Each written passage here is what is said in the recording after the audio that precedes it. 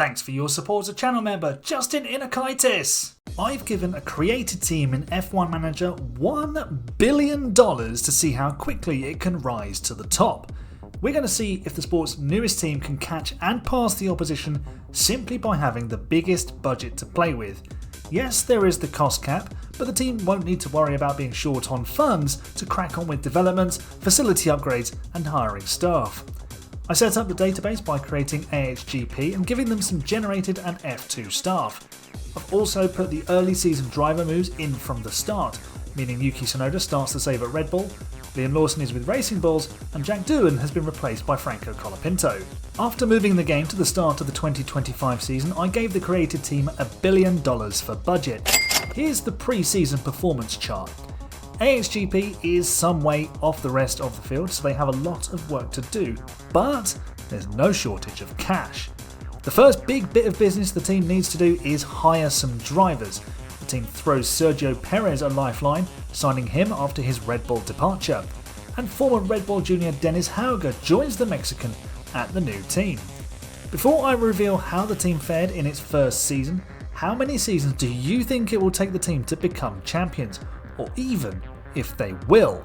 Season 1 for the newly formed AHGP team was a reasonably successful one, as the team scooped 2 points. The team's debut race saw Dennis Hauger finish 21st ahead of Perez, although both of them were 2 laps down. Things steadily improved though, as Perez grabbed a remarkable 13th in Bahrain. The Mexican backed that result up with 14th place in Jeddah, before Hauger repeated it in Miami. Our Mexican driver would again finish 13th in Canada before he delivered the team's first ever F1 points with 9th at the Italian Grand Prix. The remaining races saw a bunch of lower placed finishes, although Perez did finish 11th in Brazil. The team missed out on beating Haas in the constructors' standings because Oliver Behrman scored a 13th place, meaning he had a stronger best finish than Hauger. However, the former Red Bull junior did finish every race, even if he didn't complete every lap, as the team was lapped in most races.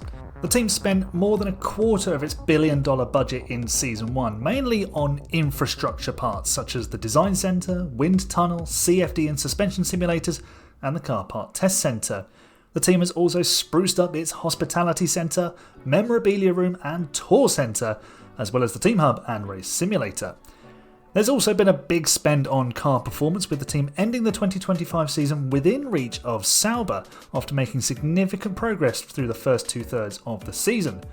Upgrades arrived for pretty much every race, dramatically reducing the gap between themselves and the rest of the grid. Elsewhere, Max Verstappen took the World Championship, beating the McLarens of Piastri and Norris. McLaren retained the Constructors' crown with a 227-point margin over Red Bull, and we saw 5 different winners, with Verstappen, Norris, Piastri and Leclerc all winning in the first 4 rounds. George Russell took 2 victories at Silverstone and in Las Vegas. Ahead of the 2026 season, where there would be a major rules shake-up as in real life, Perez departs AHGP for Alpine in place of Franco Colapinto. The team decides to take Liam Lawson from Racing Bulls as his replacement.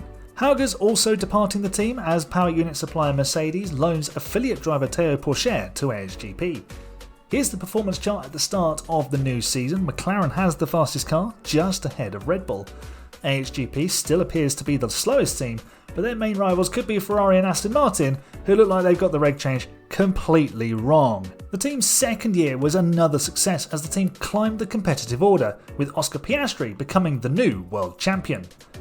Pourchaire picked up his first points in Japan with 9th, followed by a 10th for Lawson in Bahrain, before the French driver scored 8th in Jeddah. The former F2 champion then scooped a pair of 7th places, first in Imola and then at Monaco. He'd repeat the feat in Austria, but Lawson managed a 6th place finish in Hungary, which would be the team's best result of the season. The Kiwi scored back-to-back 9th places in Monza and Baku, before adding the final point of the season with 10th place in Texas. The team collected points on 10 occasions, with Pourchaire delivering 24 and Lawson 14. It meant the team finished 9th in the Constructors' Championship with 38 points, 21 behind Aston Martin, but comfortably clear of Sauber and Haas, who finished on 6 points each. Frenchman Pourchaire was 15th in the standings, while New Zealander Lawson was 16th. Interestingly, former driver Perez finished behind both the AHGP drivers, as he was comprehensively outperformed by Gasly at Alpine. The team once again spent big on infrastructure, boosting all the car development facilities to level 3. Before we dive into Season 3, come and join me on Twitch where I stream more F1 Manager experiments and the AHGP Community Racing League on F125. I'm live with the Community League on Friday at 7:30 UK time and F1 Manager experiments on Sunday at the same time. Ahead of its third season, the team made some interesting signings to support the drivers. Hugh Bird, who was once race engineer at Red Bull for Sergio Perez, has joined, while they've also stolen legendary race engineer Peter Bonington from Mercedes. The team's third season in F1 saw a major step forward, scoring points at 20 of the 24 rounds. Porsche picked up the first points of the season in China, finishing 6th, as Lawson backed him up in 8th, the team's first double points haul. Lawson would achieve the team's best result yet with 5th at the next race in Japan. The Kiwi scored points in 4 consecutive races from Miami to Spain. He was 7th in Florida, 5th at Imola, a superb 4th in Monaco, and 6th in Catalonia. Porsche ensured the team's collective run of points carried on with 10th in Montreal and 8th at the Austrian Grand Prix. Lawson then picked up the baton again, finishing 8th at Silverstone and 7th in Spa. Porsche made it 9 races in a row with points for the team by finishing 8th in Hungary. Further points followed in Monza after a blip in the Netherlands, and in Baku, the team passed a century of points for the first time, thanks to Porsche's 4th place. From there, the team scored in every remaining race of the season, which culminated in Porsche scooping the team's first ever podium finish at the season finale in Abu Dhabi. It was a fitting way to bring the curtain down on the season as Teo joined the Ferrari duo on the rostrum. Despite that podium, Lawson's consistency across the season helped him to finish ahead of the Frenchman in the drivers' standings, collecting an extra 8 points. Both drivers finished in the championship's top 10, a first for the team, as they guided F1's newest team to 5th in the Constructors' Championship. Red Bull would claim that title with the points total Rey Mysterio would be proud of, as Max Verstappen clinched his 6th World Championship. With 3 seasons in, and AHGP's progress up the order has impressed me so far. Of course, the rules reset helps, and McLaren absolutely fumbled in Season 3, but Porsche and Lawson are really starting to deliver. Are they good enough though to power the team to the top? I'm not sure.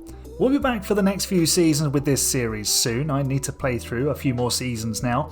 Tell me in the comments if you think the team will score more or less than 166 points in Season 4. I think they'll score more. If you enjoyed this video, subscribe to the channel and come and join the Discord community. There's a link in the description. Thanks for watching. You're the best fans. It's bye for now.